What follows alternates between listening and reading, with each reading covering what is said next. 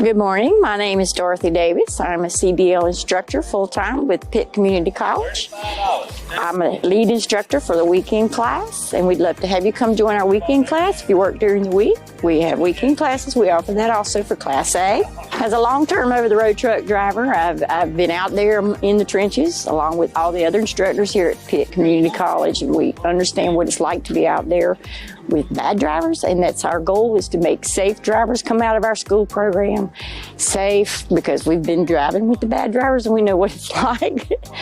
We don't put out bad drivers. You earn your degree here. You earn your CDL at Pitt Community College. I thoroughly enjoyed the teaching here at Pitt Community College, whether it's the classroom or on the yard or on the road.